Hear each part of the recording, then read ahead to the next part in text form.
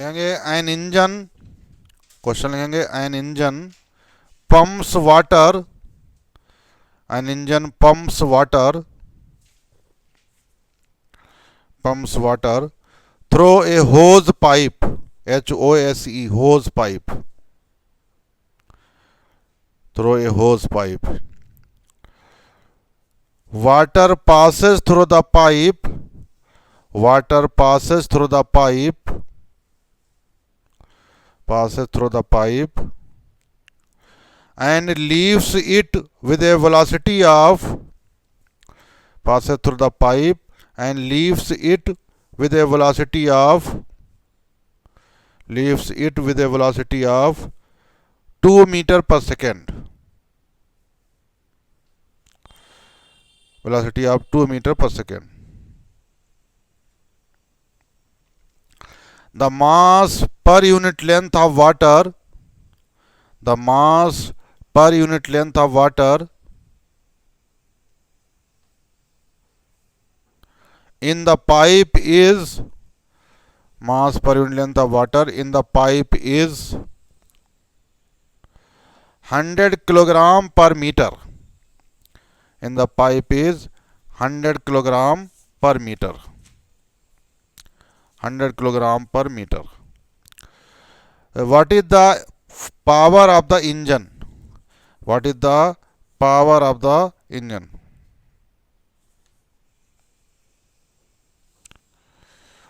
Power of the engine.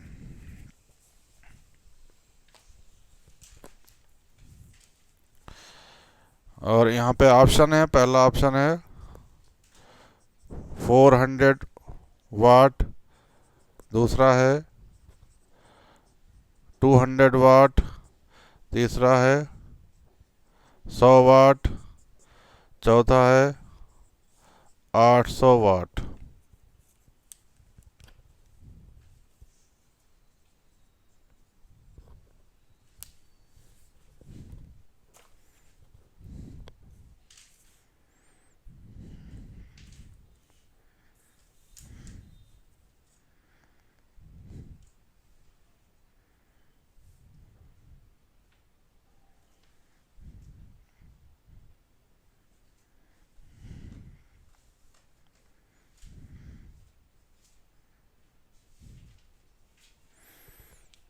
तो यहाँ पर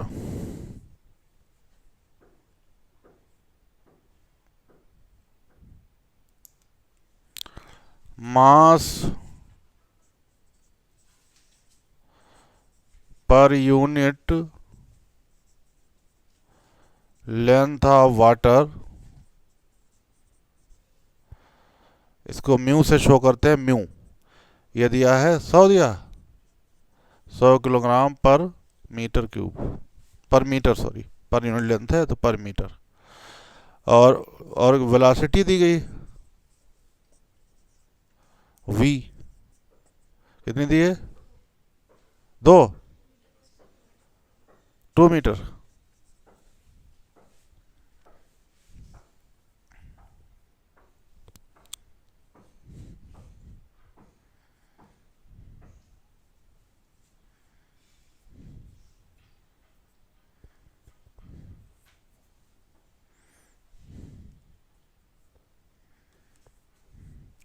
तो देखिए इसके लिए पावर पूछी गई, पावर। तो पावर P इक्वल टू, ये फार्मूला याद रखेंगे, इसके लिए खासतौर पर फार्मूला ये म्यू वी क्यूब होता है, म्यू वी क्यूब, ये फार्मूला होता है। अगर पर यूनिट लेंथ दिया है हॉज पाइप में तो म्यू हो गया और बी हो गया 2 का क्यूब।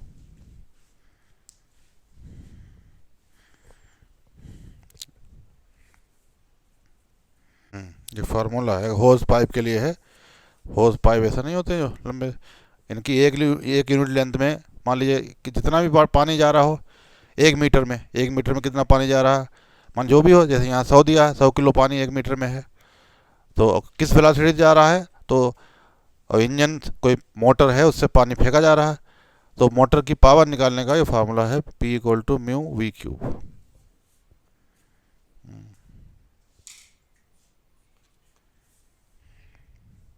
हम्म। एक और सवाल है।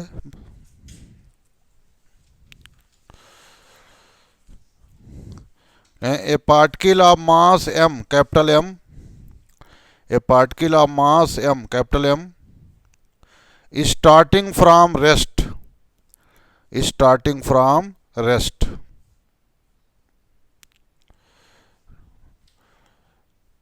कहाँ लाएंगे, undergoes uniform acceleration, undergoes uniform acceleration,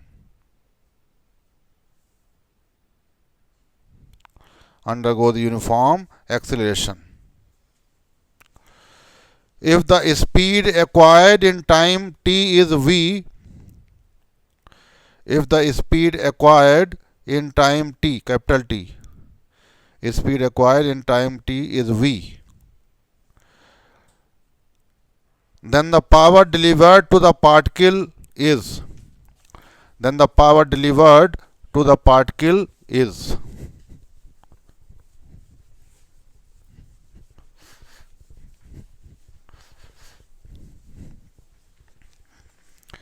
power delivered to the particle is, और ऑप्शन है, पहला ऑप्शन है M V square upon T, दूसरा है half M V square upon T square, तीसरा है M V square upon T square, चौथा है half M V square upon T.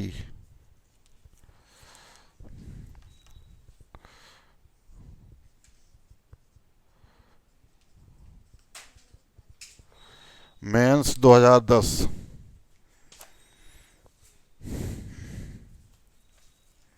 तो देखिए पावर का फार्मूला आप बताएं, पावर P इक्वल टू क्या होता है, एफ वी, बता चुके हैं आपको।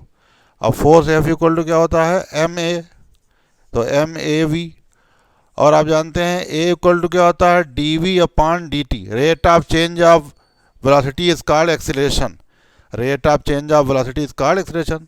तो एक ही जगह पे ये रख दो, यहाँ पर एक ही जगह पे रखो, तो P इक्वल टू हो जाएगा M V D V upon D T. अब डी टी इधर ले आओ, तो P D T equal to क्या हो जाएगा, एम वी डी वी। अब इसको हम इंटीग्रेट कर दें, जैसे P तो कांस्टेंट है, तो इधर डी टी हो गया, इधर M कांस्टेंट है, तो इधर हो गया V डी वी। इसको इंटीग्रेट करेंगे। अब कल भी हम बता चुके हैं कि डी टी का इंटीग्रेशन क्या हो जाएगा, जैसे आपको देखिए अब कई बार समझा चुके हैं इंटीग्रेशन, एक बार और समझा देते हैं बार। इंटीग्रेशन का ये फार्मूला बताया था, मेन फार्मूला फिजिक्स में बस एक ही इस्तेमाल होता है, X power N D X equal to क्या होता है, X power N plus one upon N plus one. अब जैसे हमें डी टी का इंटीग्रेशन करना है, ये डी टी का करना है। अब यहाँ जैसे डी एक्स है वैसे ही यहाँ डी टी है, लेकिन यहाँ एक्स है तो यहाँ टी नहीं है। टी हम मान लेते हैं, अगर पावर कोई चीज़ नहीं है तो उसकी टी मान लो, उसकी पावर ज़ीरो रख दो, किसी पावर ज़ीरो जब होती है उसकी वैल्यू वन होती, तो हमने मान लिया। अब जैसे यहाँ एक्स है तो यहाँ उसकी जगह क्या टी है, तो एक्स की जगह पे टी रख दो। यहाँ देखिए पावर एन है तो उसकी जगह यहाँ पावर क्या है, ज़ीरो, तो ज़ीरो रख दो, zero plus one upon zero plus one, तो ये ज़ीरो प्लस वन मतलब वन आ जाएगी पावर टी पर, तो टी आ गया। ऐसे इसका दूसरी तरफ जो है वी डी वी का देखें हम करेंगे, वी डी वी। तो जैसे यहाँ एक्स है तो यहाँ वैसे वी है, तो एक्स रखो, यहाँ पावर एन है तो यहाँ पावर वी है, वी पर कितनी पावर है, वन, तो one plus one upon one plus one, मतलब वी रखेंगे, तो वी स्क्वायर अपॉन टू आ जाएगा। इसका जो इंटीग्रेशन है बी स्क्वायर अपॉन टू आ जाएगा जाकर। तो ये हम यहाँ पर लिखेंगे, तो ये तो P आ जाएगा, ये तो पी टी हो गया इसका, और इधर क्या हो गया, एम टी, यहाँ कैपिटल टी ले लो भाई, कैपिटल टी कह रहे तो एम कितना हो गया, वी स्क्वायर अपॉन टू आ गया। तो पावर पूछिए कितना हो गया, तो पावर P इक्वल टू क्या आ जाएगा, M V square upon two T. यानी यानी half M B square upon T. तो ये वाला आ जाएगा डी वाला।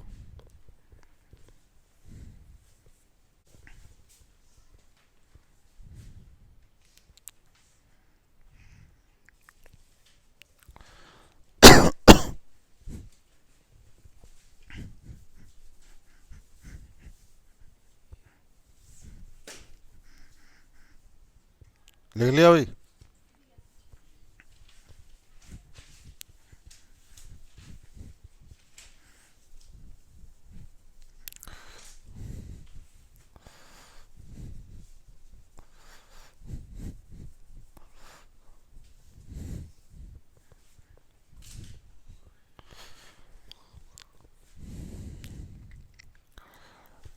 तो अब अगला टॉपिक इसमें हम लोग पढ़ेंगे, एक और टॉपिक है इसी चैप्टर में, कोलिजन। यह है कोलिजन, टक्कर, कोलिजन।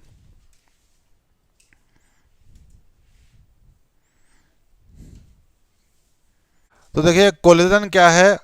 कोलिजन जो है एक्चुअली में दो बॉडी हैं कोई, उन दो बॉडी के बीच एक इंटरेक्शन है, एक फोर्स लगेगा for very short time interval, बहुत थोड़े टाइम के लिए दो बॉडी में के बीच क्या होगा, इंटरेक्शन होगा। इंटरेक्शन, इंटरेक्शन इंग्लिश में जो इंटरेक्शन वर्ड लेते हैं, अंतर क्रिया जिसे कहते हैं हिंदी में, इंटरेक्शन मतलब होता है, इंटरेक्शन मतलब होता है फोर्स, इंटरेक्शन मतलब होता है फोर्स। तो दो बॉडी के बीच फोर्स लगता है बहुत थोड़े टाइम लिए है। और क्या लगता है, जब बहुत थोड़े टाइम में दो बॉडी के बीच इंटरेक्शन होता है तो एक बॉडी दूसरे बॉडी पर बहुत ज़्यादा फोर्स लगाती है, लेकिन थोड़े टाइम लिए बहुत ज़्यादा फोर्स लगाएगी। उससे क्या होगा, इनकी आपस में क्या होगी, पहले मान लीजिए वेलोसिटी u थी, u1 थी इसकी, u2 थी। अब जब एक दूसरे के बीच इंटरेक्शन हुआ, बहुत थोड़े टाइम लिए इंटरेक्शन हुआ, उसके बाद एक दूसरे ने एक दूसरे के ऊपर फोर्स लगाया। अब उसके बाद मान लीजिए इसकी वेलोसिटी क्या हो गई, v1 हो गई, v2 हो गई। तो जो दो बॉडी के बीच इंटरेक्शन बहुत थोड़े टाइम लिए इंटरेक्शन होता है, जिसमें एक बॉडी दूसरी बॉडी पर रिलेटिवली एक लार्ज फोर्स लगाती है, बड़ा फोर्स लगाती है, तो ये फिनोमेना कहलाती है कोलिजन। अब कोलिजन मतलब ये होता है, जैसे आमतौर पर कहते हैं टक्कर, तो कोलिजन मतलब ये जरूरी नहीं है कि बॉडी टकराए ही। यहाँ फिजिक्स में एक कोलिजन का मतलब ये नहीं कि दो बॉडी टकराएंगे, आपस में टकराएंगी, ये जरूरी नहीं है, टकराना जरूरी नहीं है। दो बॉडी अगर करीब में आई और उनके बीच अगर फोर्स लगा, इंटरेक्शन हुआ, तो वो कोलिजन कहलाएगा। दो बॉडी अगर करीब में आई और अगर उनके बीच इंटरेक्शन हुआ, फोर्स लगाया एक दूसरे ने, तो समझ लो वो कोलिजन है। तो कोलिजन मतलब टकरा भी सकती है, लेकिन ये ज़रूरी नहीं है कि टकराना ही ज़रूरी है तो तभी उसे कोलिजन कहेंगे, ऐसा नहीं। अगर दो बॉडी करीब में आई और उनके बीच इंटरेक्शन हुआ और एक दूसरे के ऊपर फोर्स लगाया है, उनकी वेलोसिटी चेंज हो गई, तो ये भी किसे भी हम कोलिजन कहेंगे, इसे भी हम क्या कहेंगे, कोलिजन कहेंगे, जाकर टक्कर, ये टक्कर कहेंगे, जाकर ये हो जाएगा जाकर। तो लिखेंगे the interaction between two bodies, the interaction between two bodies, interaction between two bodies during very small duration, between two bodies during very small duration, in which during very small duration in which they exert, in which they exert, exert relatively larger forces, relatively larger forces, they exert relatively larger forces on each other, relatively larger forces on each other, on each other is called, on each other is called collision, on each other is called collision.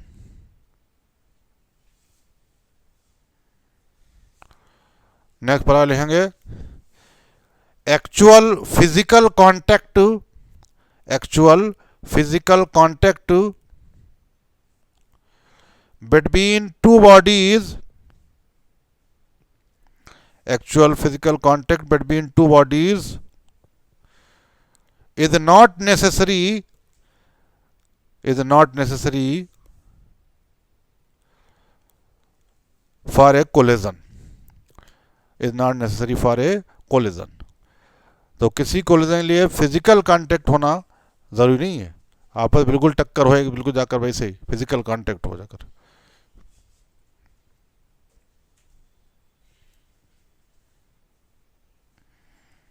Next पर लेंगे during collision, during collision duration of an impact, during collision duration of an impact, IMPACT impact ranges from, duration of an impact ranges from 10 to power minus 23 second to 10 to power minus 3 second, 10 to power minus 23 second to 10 to power minus 3 second।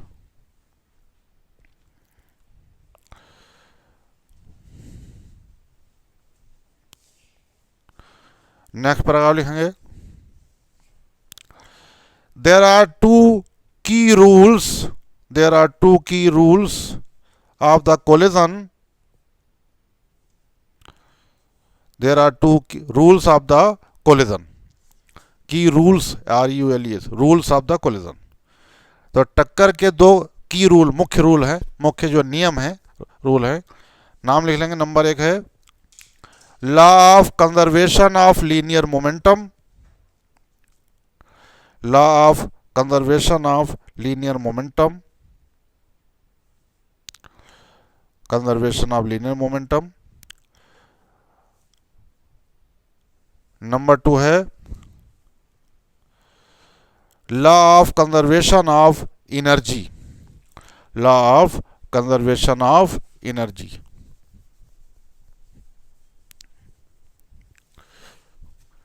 तो ये दो चीजें हर collision में देखी जाएंगी, conservation of, law of conservation of linear momentum ये देखा जाएगा, और law of conservation of energy, दो चीजें, ये दो रूल जो हैं यहाँ पर बहुत की रूल हैं, हर कोलिजन में इनको कंसीडर किया जाएगा, हर कोलिजन में। अब है डालेंगे types of collision, types of collision, collision के टाइप।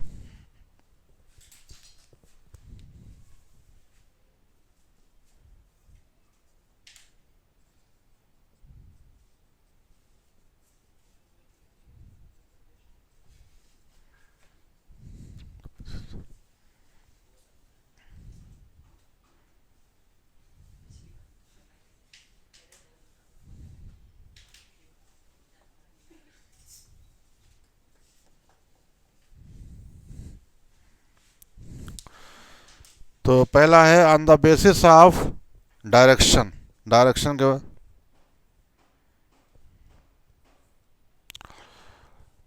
तो नाम लिख लेंगे यहाँ पर। डायरेक्शन के बेसिस पर कोलिजन जो होता है, पहला होता है one dimensional collision,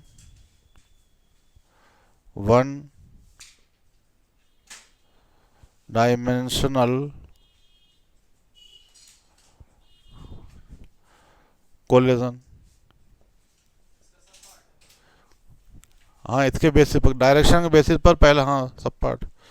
one dimensional collision को हेड ऑन कोलिजन भी कहते हैं, नाम लिखना है सिर्फ, अभी हेडिंग नहीं डालना है। इसे हेड ऑन कोलिजन भी कहते हैं, head on collision, one dimensional head on collision भी कहते हैं इसे। फिर दूसरा है टू डायमेंशनल कोलिजन, टू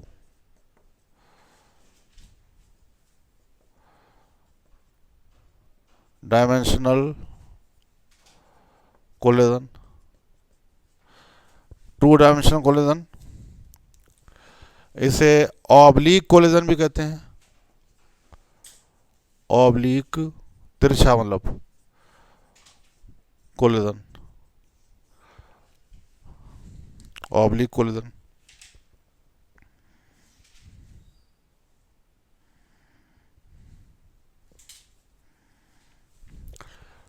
फिर दूसरा बी है ऑन द बेसिस ऑफ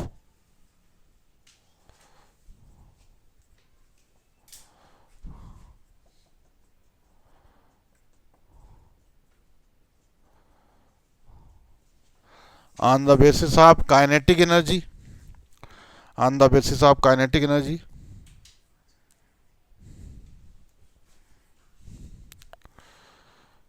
तो इसके बेसिस पर पहला है perfectly elastic collision, perfectly elastic collision, या केवल इलास्टिक कोलिजन कह सकते हैं।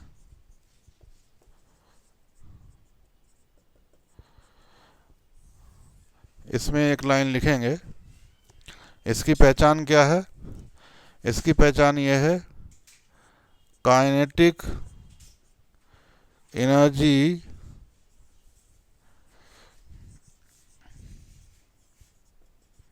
रिमेन्स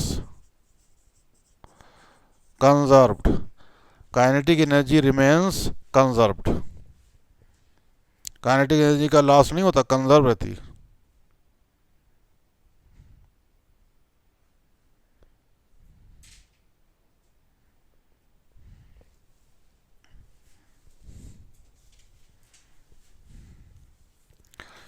फिर दूसरा है इनइलास्टिक कोलिजन,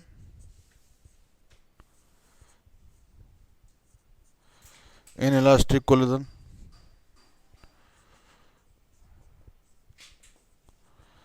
इनइलास्टिक कोलिजन।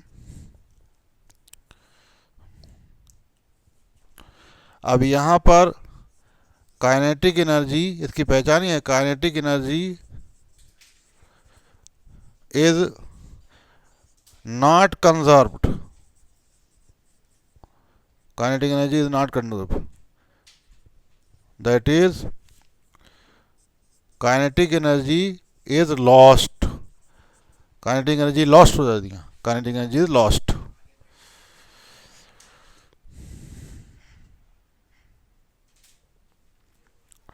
तो इनइलास्टिक कोलिजन कहते हैं, अप्रत्यास्थ टक्कर इसे हिंदी में कहते हैं। तीसरा है perfectly inelastic collision, perfectly inelastic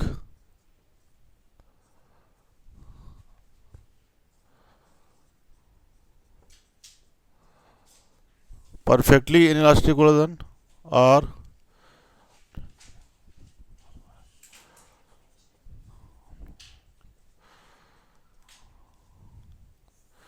या इसे प्लास्टिक कोलिजन भी कहते हैं।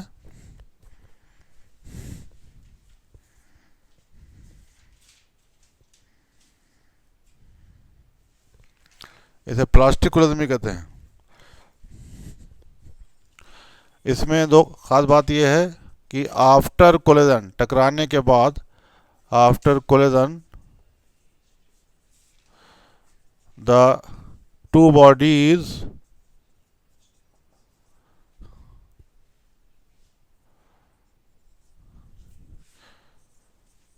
स्टिक विद ईच अदर,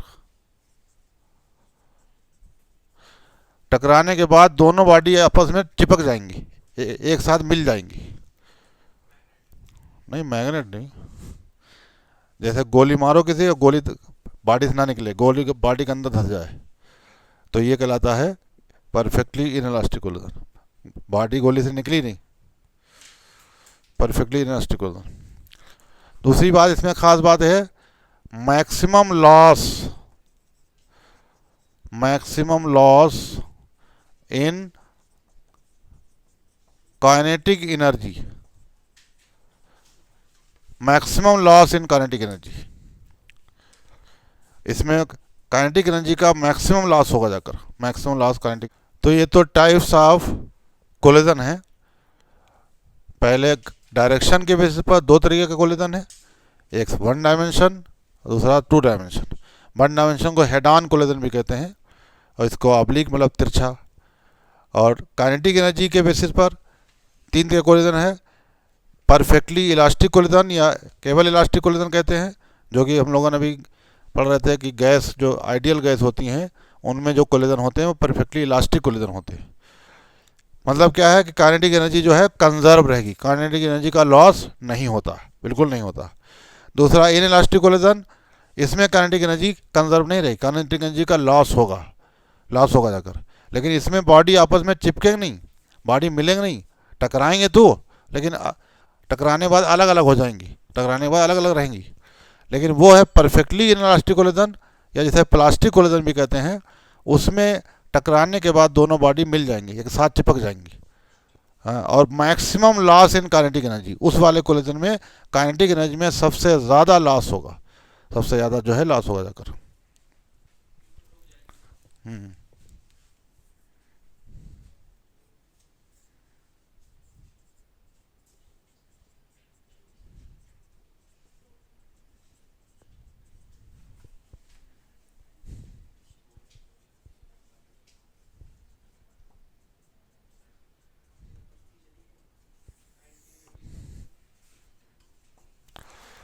अब है लेंगे coefficient of restitution, coefficient of restitution.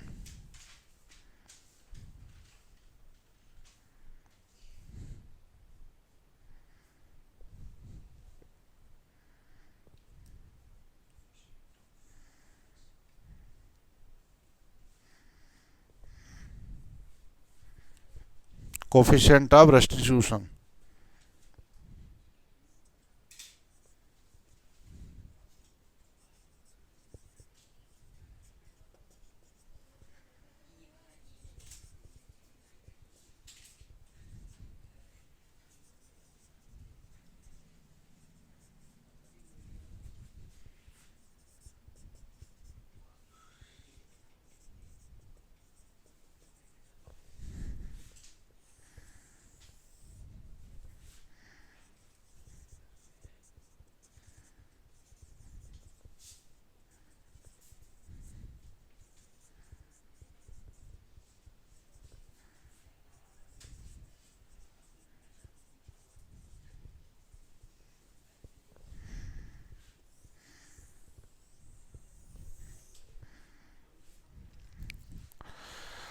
तो ये रेशियो है, ये जो है कोफिशिएंट ऑफ रेस्टिट्यूशन जो है ये रेशियो है।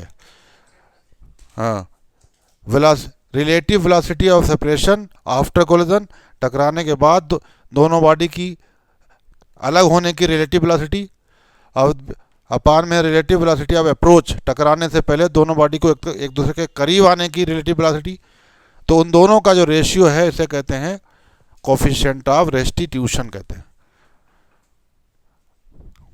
Relative velocity of separation after collision, टकराने के बाद दोनों बॉडी का एक दूसरे के से दूर जाने की रिलेटिव वेलोसिटी, और अपान में टकराने से पहले दोनों बॉडी को एक दूसरे के करीब आने की रिलेटिव वेलोसिटी। इन दोनों का जो रेशियो है इसे कहते हैं कोफिशिएंट ऑफ रेस्टिट्यूशन।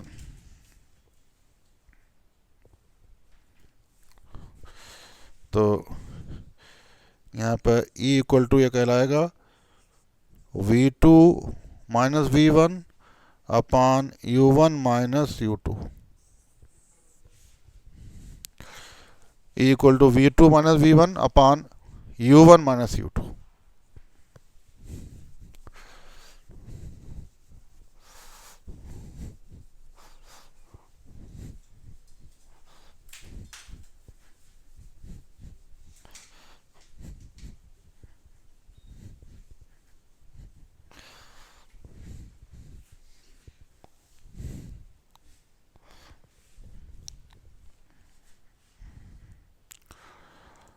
तो यहाँ पर V1 क्या है, velocity of first body after collision, और V2 क्या है, velocity of second body after collision. उसके बाद है u1 velocity of first body before collision, और u2 है velocity of second body before collision.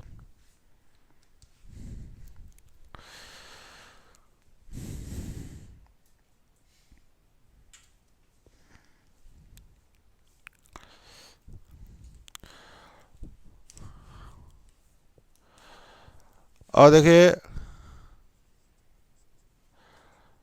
For elastic collision, अभी बता चुके हैं इलास्टिक कोलिजन जिसमें काइनेटिक एनर्जी का लॉस नहीं होता है। काइनेटिक जो कोफिशिएंट ऑफ रेस्टिट्यूशन है इसकी वैल्यू क्या होती है, 1 होती है। कोफिशिएंट ऑफ रेस्टिट्यूशन की वैल्यू 1 होती है इलास्टिक कोलिजन के। हाँ, इसका मतलब क्या हुआ, 1 होने मतलब क्या, ये दोनों वैल्यू बराबर होंगी तभी वैल्यू 1 आएगी। इसका मतलब क्या है, दोनों वैल्यू बराबर होंगी, ये भी x होगा ये भी x होगा, कैंसिल हो जाएंगे तो 1 आएगी। इसका मतलब है कि अगर इलास्टिक कोलिजन हो रहा है तो relative velocity of separation after collision is equal to the relative velocity of approach after collision. यानी टकराने के बाद एक दूसरे से अलग होने की जो रिलेटिव वेलोसिटी है और टकराने से पहले एक दूसरे के करीब आने की जो रिलेटिव वेलोसिटी है, दोनों बराबर होंगी, इक्वल होंगी। इसका मतलब ये हो जाकर इक्वल होंगे जाकर।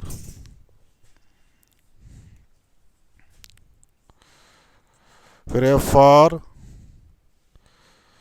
या ऐसा लिख लेंगे यहाँ पर थोड़ा सा, ये इसका मतलब ये हुआ, नीचे लिख लेंगे that is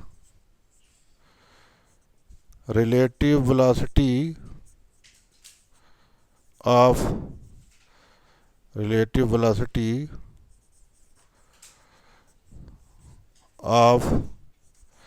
separation after collision is equal to the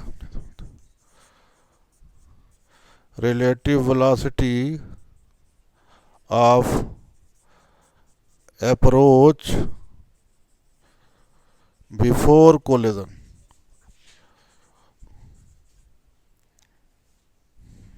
ये दोनों बराबर होंगी, इसका मतलब ये हुआ दोनों बराबर। उसके बाद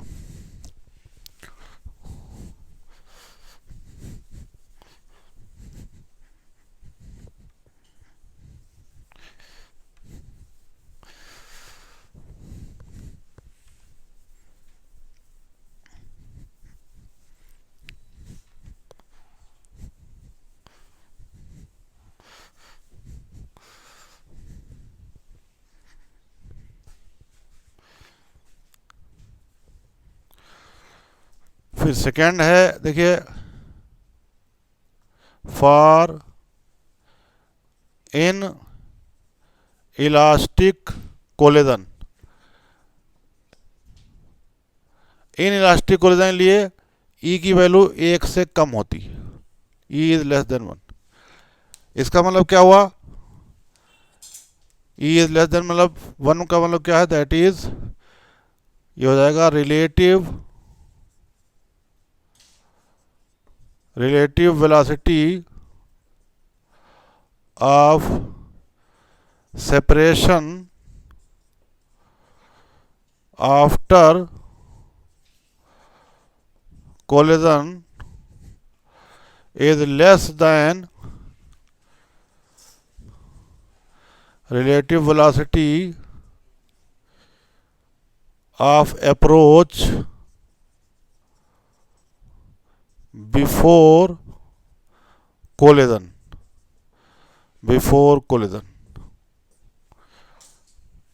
तो इन इलास्टिक कोलिजन में ये कंडीशन होगी, इसका मतलब ई की वैल्यू 1 से कम है, इसका मतलब रिलेटिव वेलोसिटी ऑफ सेपरेशन जो है after collision is less than relative velocity approach before collision. यानी टकराने के बाद अलग होने की जो वेलोसिटी है वो टकराने से पहले करीब आने की वेलोसिटी से कम होगी। यानी पहले तेज बॉडी आएंगे करीब में और टकराने के बाद स्लो हो जाएंगे, टकराने के बाद जो है वो स्लो हो जाएंगे।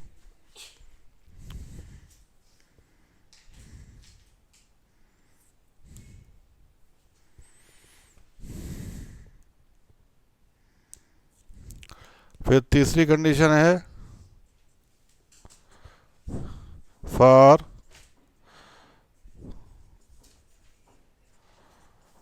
परफेक्टली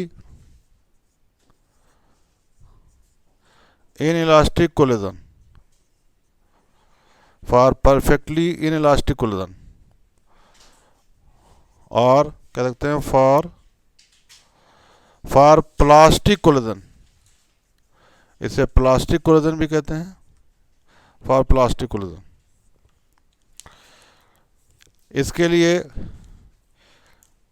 ई की वैल्यू क्या होगी, E equal to zero, zero होती है। अब ई इक्वल टू ज़ीरो होने मतलब क्या है, इसका मतलब है रिलेटिव है रिलेटिव वेलोसिटी ऑफ सेपरेशन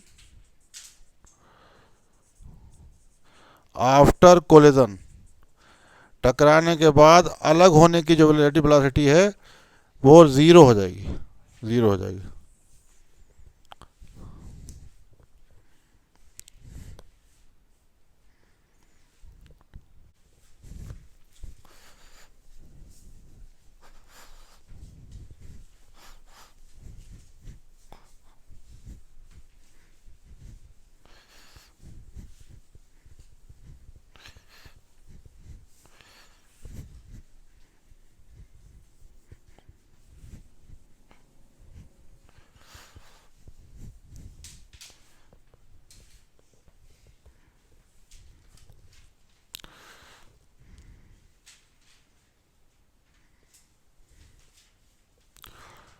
तो अब हेडिंग डालेंगे one dimensional collision,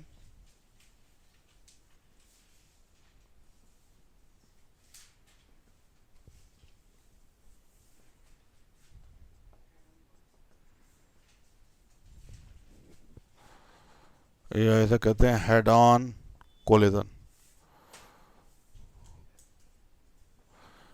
one dimensional collision और head on collision.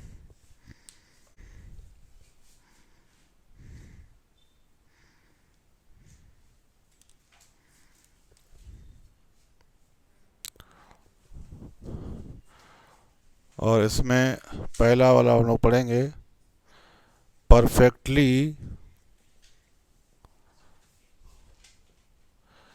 Elastic collision.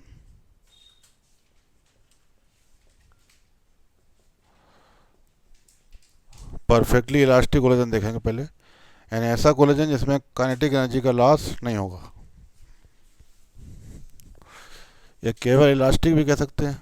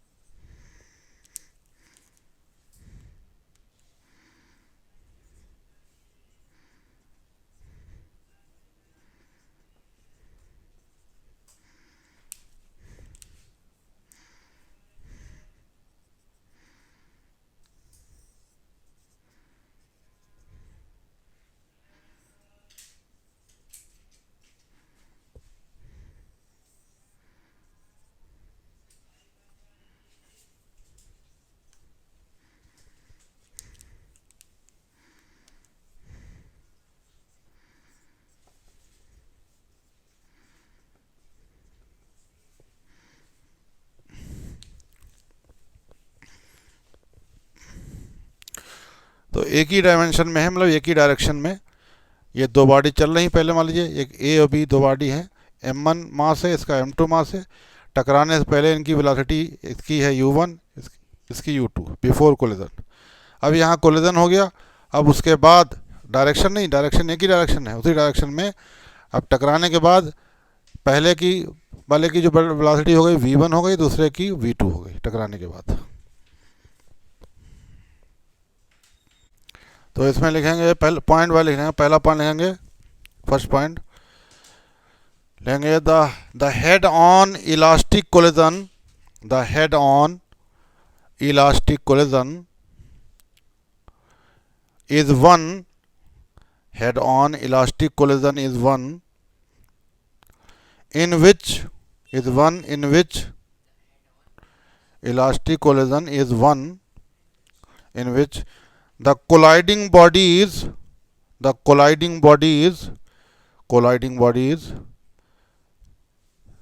move along the same straight line,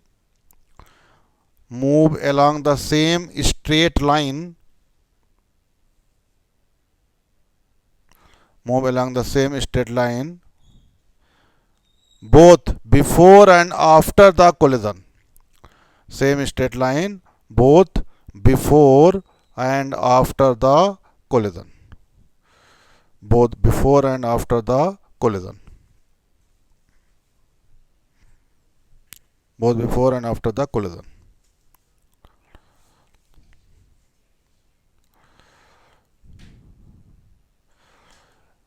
next paragraph लिखेंगे, तो ये सॉरी नेक्स्ट पॉइंट लिखेंगे, all types of collision, all types of collision. अब collision कोई भी हो, elastic हो, इन इलास्टिक हो, perfectly elastic, all types of collision follow the law of conservation of linear momentum, law of conservation of linear momentum. तो linear momentum तो हर type के collision में ये लॉ फॉलो होगा। कहने मतलब है लीनियर मोमेंटम क्या है, total momentum before collision is equal to क्या आ जाएगा, टोटल मोमेंटम आफ्टर कोलिजन। तो टोटल मोमेंटम बिफोर कोलिजन क्या हो जाएगा, इस बॉडी का मोमेंटम क्या हो जाएगा, m1, मोमेंटम इक्वल टू क्या था, मास इनटू वेलोसिटी होता। तो इसका हो जाएगा m1 u1 और इसका हो जाएगा m2 u2। तो हो जाएगा m1 u1 plus m2 u2। अब आफ्टर कोलिजन क्या हो जाएगा, m1 v1 और m2 v2, m1 v1 plus m2 v2, ये हो जाएगा।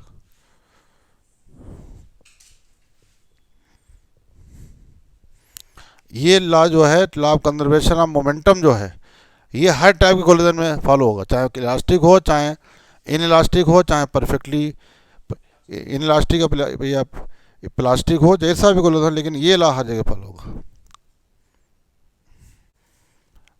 नेक्स्ट पॉइंट लेंगे, law of conservation of kinetic energy, law of conservation of kinetic energy, conservation of kinetic energy is followed, law of conservation of kinetic energy is followed, kinetic energy is followed only in elastic collision, only in elastic collision। तो elastic collision में हम पढ़ाया था कि जो elastic collision की पहचान ही है कि काइनेटिक एनर्जी कंजर्व रहती है। तो इसका मतलब क्या हुआ कि टोटल, तो इसका मतलब हो गया कि kinetic energy before collision is equal to हो जाए क्या, काइनेटिक एनर्जी आफ्टर कोलिजन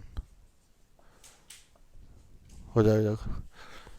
तो अब पहली बॉडी काइनेटिक एनर्जी क्या हो जाएगी, हाफ कोलिजन से पहले m1u1 स्क्वायर प्लस दूसरी बॉडी की हाफ m2u2 स्क्वायर। अब कोलिजन के बाद पहली body kinetic energy half m1v1 square plus half m2v2 square, ये हो जाएगा।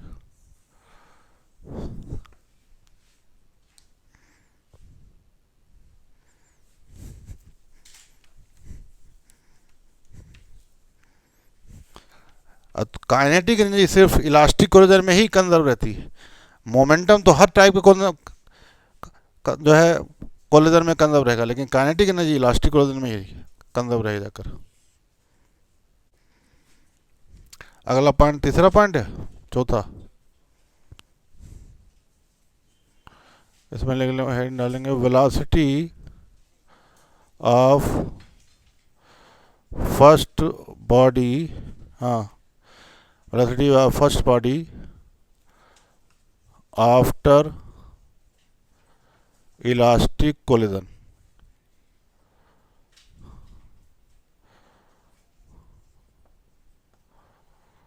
Velocity of first body after elastic collision. तो इलास्टिक कोलिजन में पहली बॉडी की वेलोसिटी क्या है, v1 है। अब इसका फार्मूला क्या हो जाएगा, m1 माइनस m2 अपान m1 plus m2 into u1 और प्लस 2m2 अपान m1 प्लस m2 और u2।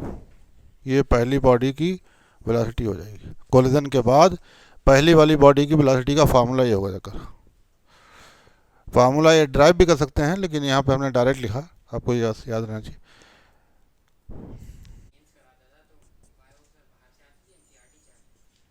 सब एनसीईआरटी से, फिजिक्स तो थोड़ी मुश्किल आती थी।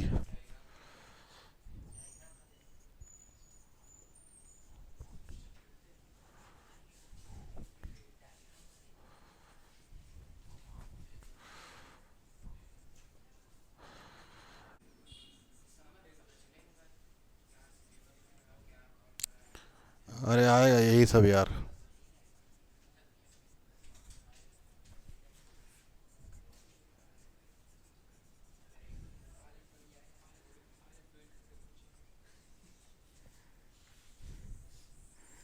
फैज ने तो डाला था ग्रुप पे कि वही रहेगा सिलेबस। तो कोलिजन के बाद दूसरी बॉडी की वेलोसिटी का फार्मूला यह है, v2 equal to m2 minus m1 upon m1 plus m2 u2 plus 2m1 upon m1 plus m2 u1, यह है। तो देखिए फार्मूले में कोई कन्फ्यूज़न ना रहे, इस तरीके ध्यान रखेंगे। देखिए फार्मूले को कन्फ्यूज़न आपको ना हो। तो जैसे v1 है तो यहाँ m1 आएगा, v1 है तो यहाँ m1 आएगा और यहाँ u1 रहेगा। जैसे जैसे यहाँ v1 था, यहाँ m1 माइनस m2 हो गया, और यहाँ v2 है तो m2 माइनस m1 हो गया। ध्यान रखें, m2 माइनस और फिर u2 आया साथ में, है। जैसे यहाँ u1, इधर जिसका मास ऊपर होगा उसी की वेलोसिटी भी होगी। जैसे 2m2 है तो u2 है, यहाँ 2m1 था तो u1 आ गया। तो ये फार्मूले में कन्फ्यूज़न ना हो, इस तरीके ध्यान रखेंगे इस तरीके से। तो v1 है तो यहाँ m1 से शुरू होगा, यहाँ v2 है तो m2 से शुरू होगा, ये इस तरीके से कन्फ्यूजन। और वही जहाँ से शुरू होगा उसी की वेलोसिटी भी यहाँ रखी जाएगी। यहाँ v1 m1 से शुरू है, u1 v2 m2 से शुरू है, u2, इस तरीके से वेलोसिटी आएगी जाकर। और उधर उल्टा हो जाएगा, फिर ऊपर रहेगा m2 अपान m1 प्लस m2, यहाँ u2 हो जाएगा, यहाँ m1 हो जाएगा तो u1 हो जाएगा जाकर। वो नीचे तो अपान में तो आएगा जाकर, ये हो जाएगा।